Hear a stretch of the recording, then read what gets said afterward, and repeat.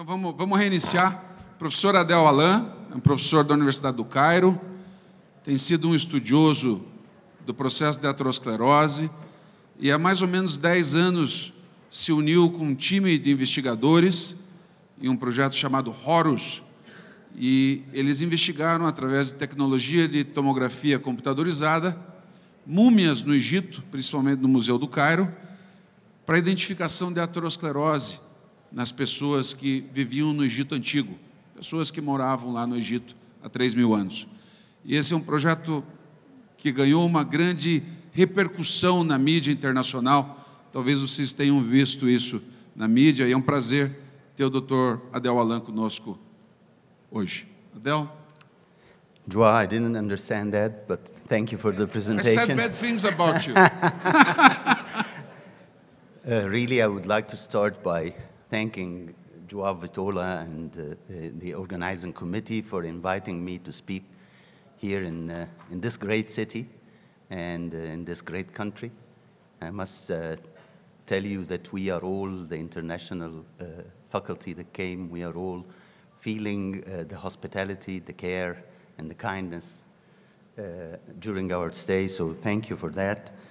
I'm going to talk about the detection of atherosclerosis from ancient, not only modern to modern, not only Egyptians, but humans, actually. This study has been done by the HORUS team. I'm one of that team. I'm proud to be one of the team, and we have been doing that work for the last 10 years. So the outline of, I have nothing to declare for this presentation, and the outline is going to be, we are going to talk about ancient life regarding the mummies and regarding an endogenous population in Bolivia, in the Chimán. And I'm finding great difficulty to move my slides, actually.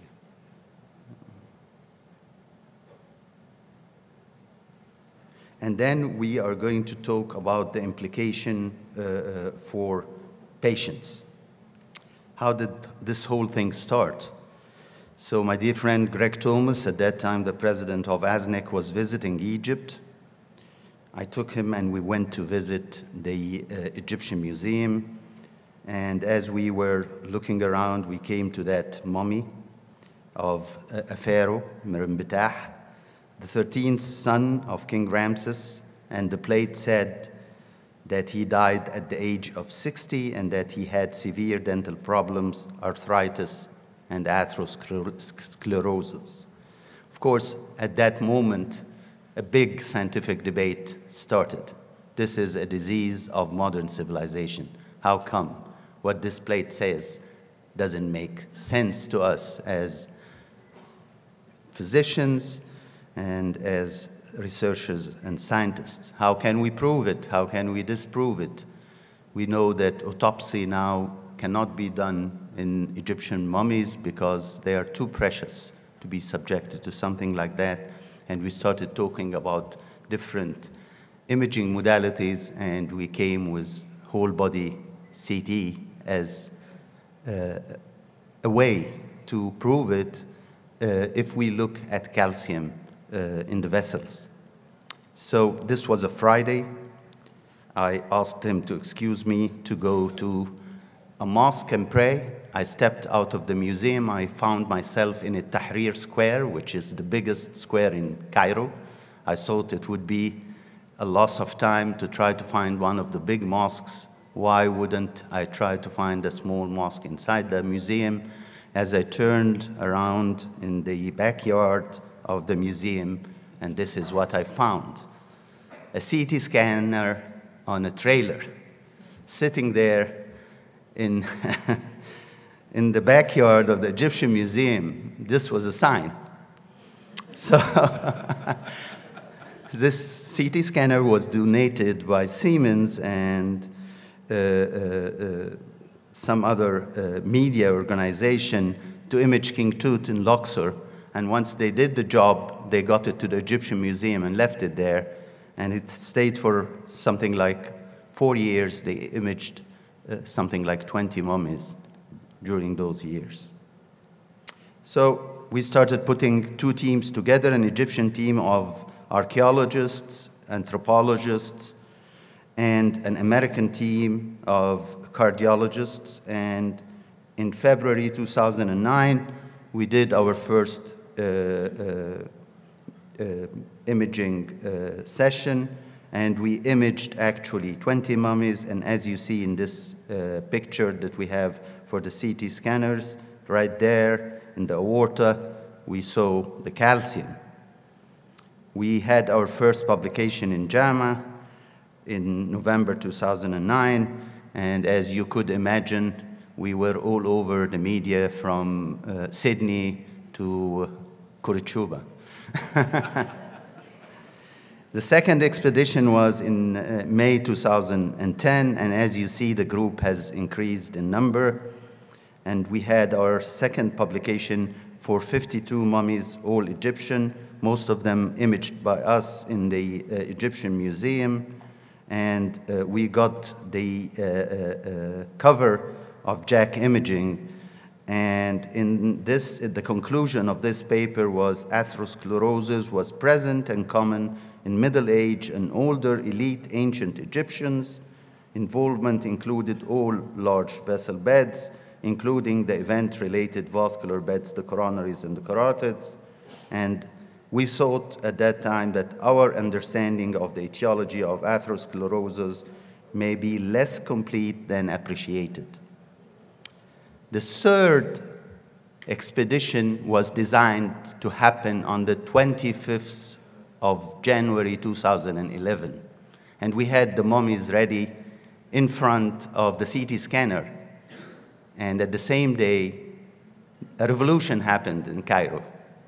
So the whole team was stuck in London, a part of Dr. Finch, one of the very famous aging professors in the US.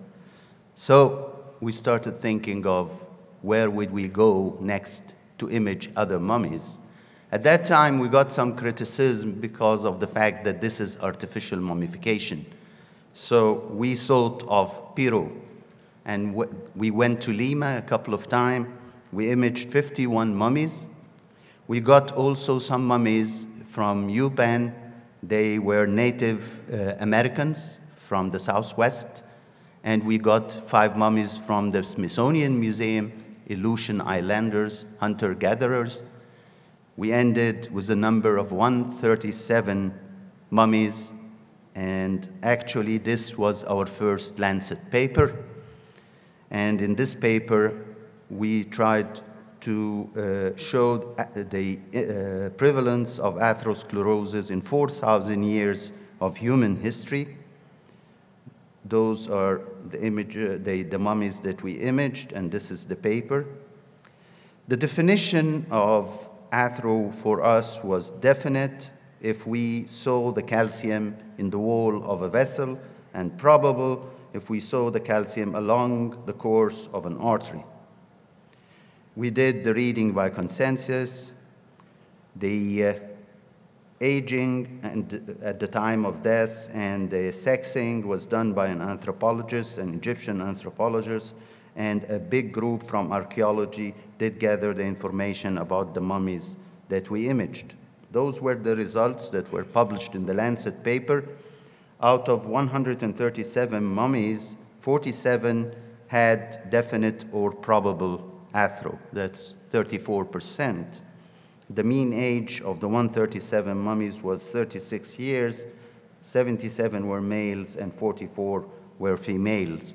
There was, of course, a correlation with age, and there was a trend towards more severe athero in women. As the age at the time of death increased, the prevalence of athero increased, and also the severity using the number of vascular beds. If we exclude the Aleutian Islanders, because they were only 5 and they were not randomly chosen, there was no difference in the prevalence between the different populations. This is the first retrospective study in humans that is 4,000 years old. Leslie, you would love to, to do something like that. So across 4,000 years of human history, the prevalence of atherosclerosis was not different. So now I'm going to let you meet the first patient known in history with coronary artery disease and atherosclerosis. She is a princess from the 17th dynasty. Her name is Ahmus Mereit Amon. She died in her 40s. She was the sister of a very famous king, King Ahmus, and a very famous queen, Queen Ahmus Mereit Nefertari. And here we are getting her out of her coffin. And please meet Princess Ahmus Mereit Amon with calcification in her right coronary, left coronaries, abdominal aorta, and iliac bifurcation. This is a patient that I imaged in an alpha scan, my lab. He's a modern patient, and he has exactly the same disease as Ahmus Mereit Amon. And you can see here even the PDA and the PL quite similar to what we see on a coronary angiography for the RCA, and those are the transaxials showing calcification in the left and the right coronary arteries. This is a male scribe, Hittite, who died between the age of 45 and 50, and he's from the New Kingdom. You can see here the calcification in the carotid bulb and calcifications in his peripheral circulation. This is an Aleutian Islander with calcification in the aortic arch and calcification in his right coronaries, and you can see the extent of calcification. And those are four mummies from the 4 different populations, all showing calcification in the iliac bifurcation and the aorta. It's not only that they had atherosclerosis, but this is from a papyrus, a very famous medical papyrus that is around 4,000 years old or 3,500 years old. And it reads, "If thou examinest a man for illness in his cardia, and he has pain in his arms, in his breasts, and in one side of his cardia, it is death threatening him." Ancient Egyptians knew about angina before the British people a long time. So why did ancient people get athero? This was the question. We looked at the natural mummification from Peru. This is how they look when they bury them in the fetal position, and this is where they lived. The houses looked like that. The American, from the Southwest, the ancient Americans, they were farmer they hunted and they farmed, and this is the equipment that they used. Their houses were in subterranean, under the earth, and this is where the Aleutian Islanders lived, and they were hunter-gatherers, 100% hunter-gatherers. They knew nothing about farming, and they lived underground, and most of the food was actually marine food. So 4 different populations: farmers, forager farmers, farmers again, hunter-gatherers, different food, different protein source, the housing, some of them above ground, some of them under. Smoke exposure was in all of those populations and was intense and could be one of the risk factors that could be similar to smoking and the pollution that we have nowadays. Trends: women had more severe atherosclerosis. Would this be due to the household exposure, the exposure to the household smoke? More atherosclerosis in the non-subsistence population, particularly the Egyptian, with industrialization and going from rural to living in cities be a risk factor? So the conclusion of the mummy work was that among the potential risk factors were inflammation, of course, because chronic infection, particularly parasites, in addition to exposure to smoke, that could be risk factors for them having athro. There was a trend for more severe disease in the Egyptians, if we exclude the Aleutian Islanders, for the reason that I've told you, who had moved from family-based subsistence farming and hunting into cities.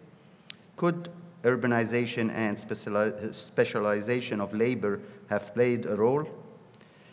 So our first hypothesis was that, in conclusion, atherosclerosis was common in 4 pre-industrial populations, including pre-agriculture hunter-gatherers. And across a wide span of human history, it remains prevalent in contemporary human beings. The presence of athro in pre-modern humans beings suggests that the disease is an inherent component of human aging. So we tried to take that in Egypt a little bit to our patients. Thank you.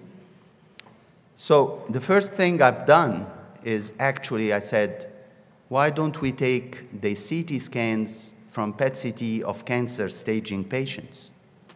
Most of those patients are not complaining of any vascular disease. So if we want to look at a low-risk population, why don't we look at the attenuation correction file of the PET-CT scans? So we looked at 172 patients who underwent PET-CT for cancer staging. We excluded all patients that were known to have CAD. The mean age of this population was 52 years. Around 60% were males. No patient complained of chest pain. And as you see, the prevalence of the conventional risk factors was low. When we looked at athro as the presence of athro in at least 1 vascular beds, and we looked at the carotids, the coronaries, the thoracic aorta, the abdominal aorta, and the iliofemorals, it was 60% in this population. And this is how the prevalence looked like in the different vascular beds. The highest is the iliofemoral, followed by the aorta, then the coronaries, then the carotids. And again, like the mummies, of course, they correlate with age regarding the prevalence. But let me here challenge the power of 0. And if you look at the ones that have no calcium in their coronaries, 30% of them had calcification in the iliofemorals or the abdominal aorta. And this is how things look when you are at the age of 40, a couple of spots in the iliofemorals, and by the age of 80, calcification is present everywhere. The second paper was published in Global Science, and in it I took the group from the cancer staging PET-CT patients and compared them to the Egyptian mummies. So we found that the two have atherosclerosis that increase with age. Of course, the severity was, and the prevalence was a little bit more in modern Egyptians than ancient Egyptians, but as ancient Egyptians never exceeded the age of 60, when we controlled for the age, there was no difference between the two populations. So ancient Egyptians and modern Egyptians have the same amount of calcification if you're looking at the same age and gender.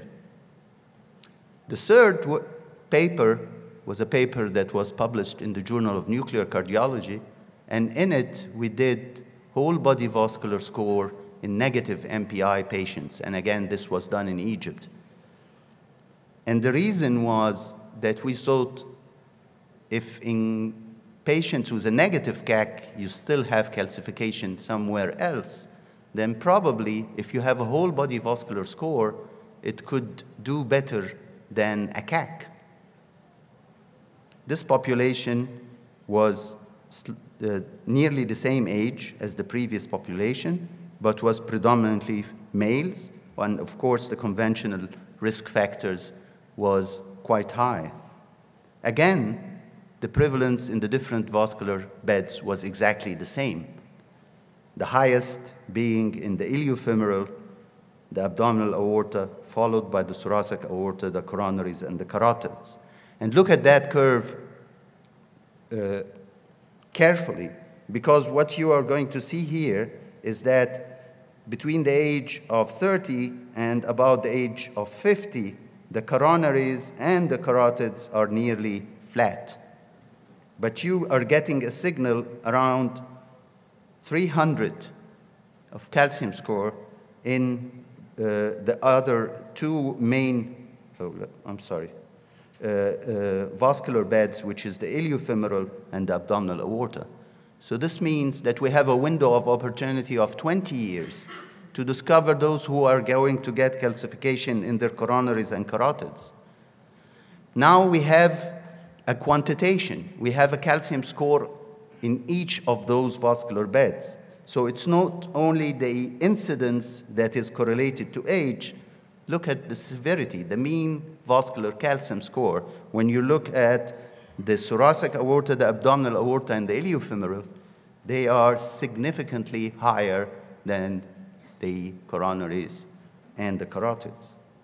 And again, even if you have a calcium score of 0, you have a 40% chance to have calcification in the iliofemorals or the abdominal aorta. What's even more striking is that they all follow the calcium in the coronaries.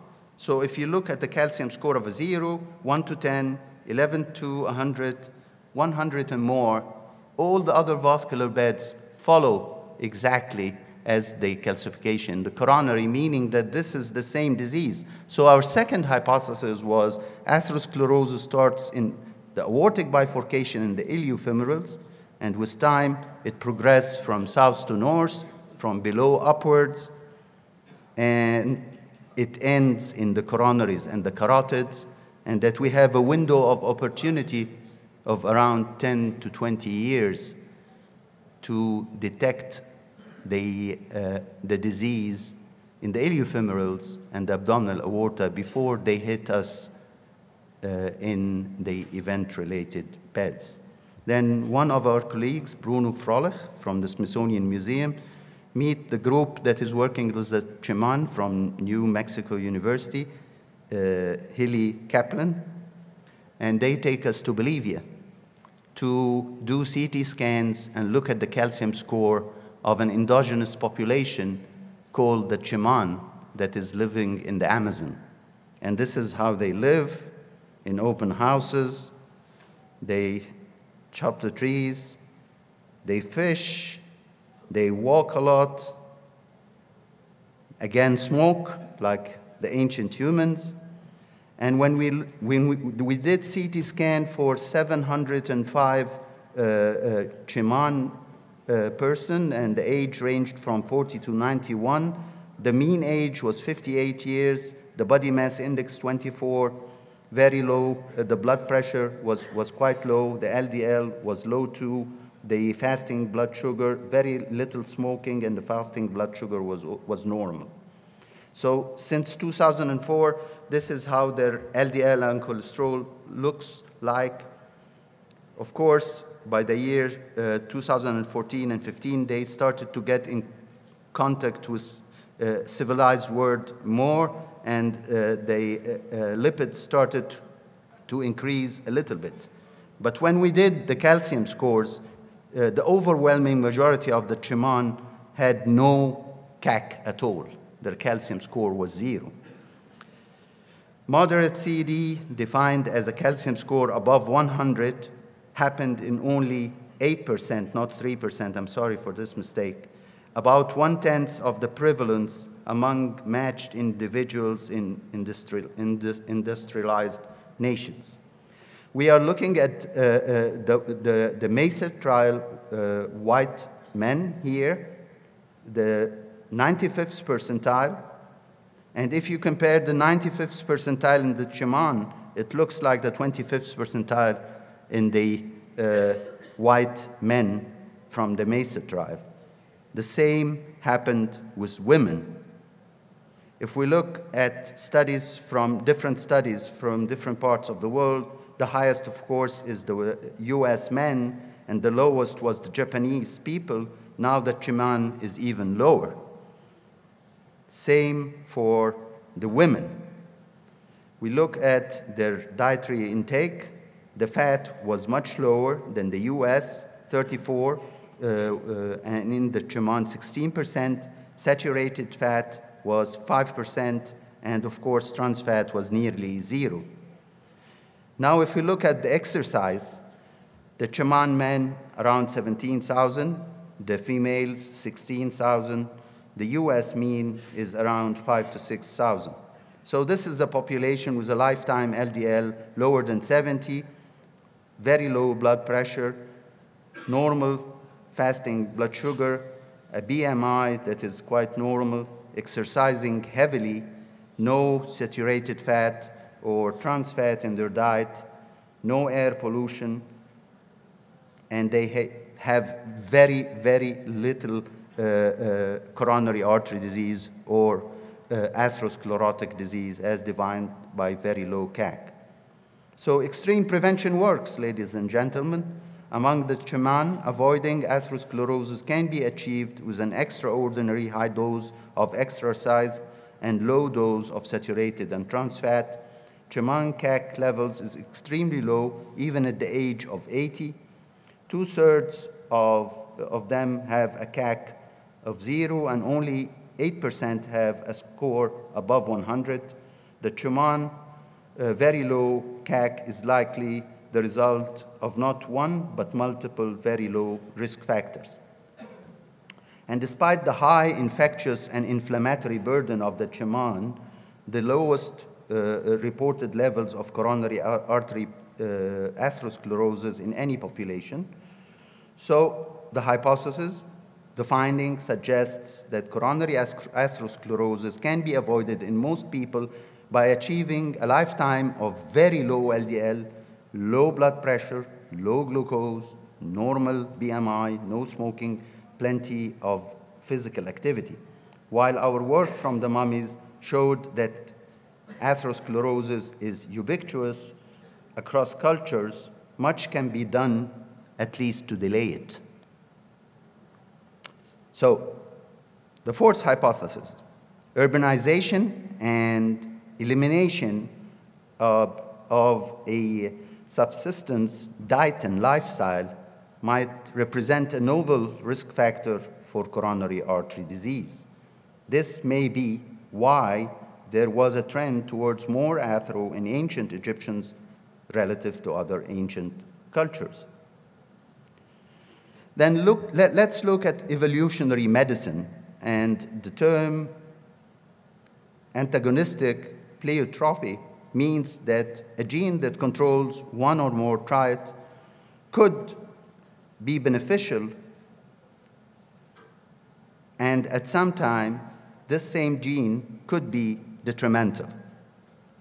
If a gene promotes athero in the end of life, maybe it has promoted something that was good in the beginning of life. So let me explain that. So in the beginning of life, what was the major things that faced human beings? Actually, infection, trauma, and starvation. And maybe our immune system was trying to evolve in a way to protect us so that we perform our major task, which is fertility. Now, we do not have this infection burden, but still, this evolution of our genes that helped us in the beginning to stay and to reach that number on this planet is turning now in us and causing the diseases like coronary artery disease, atherosclerosis, cancer, and dementia. So,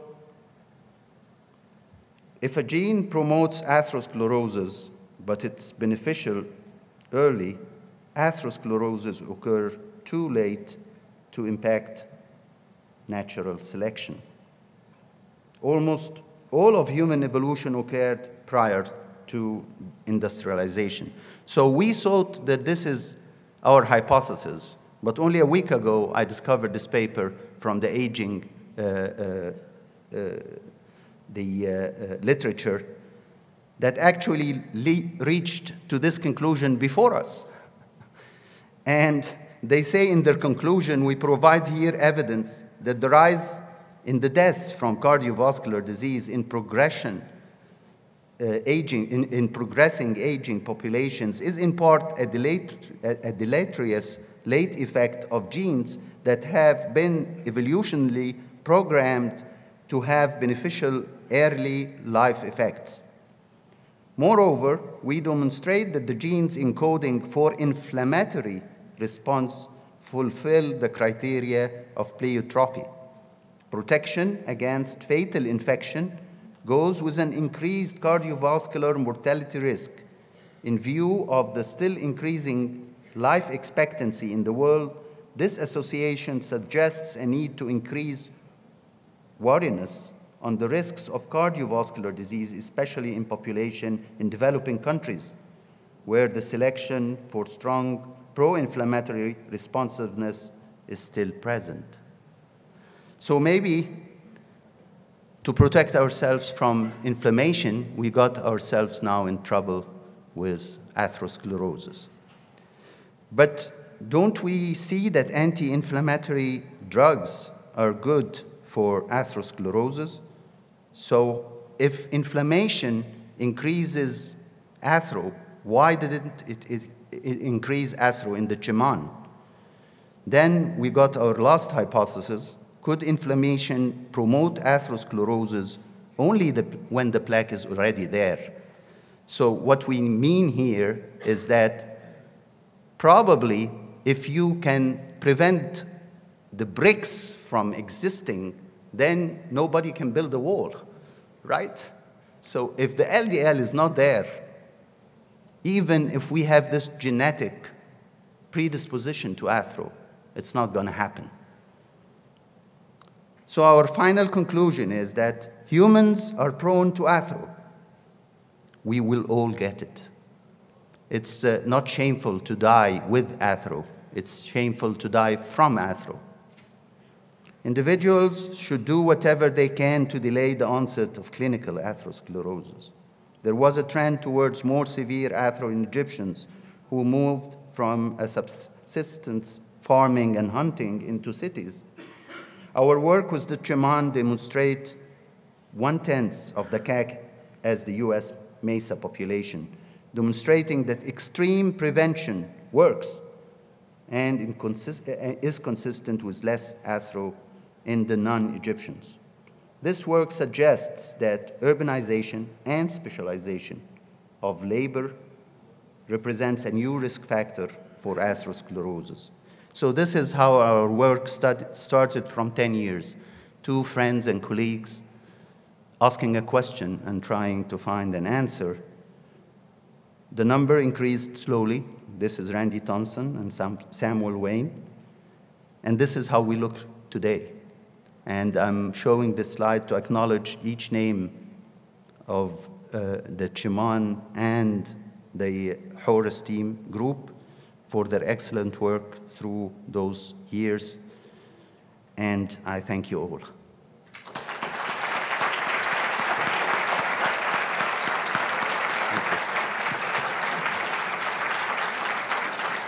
Outstanding lecture, so inspiring. Thank you so much, Adele. Thank you so much.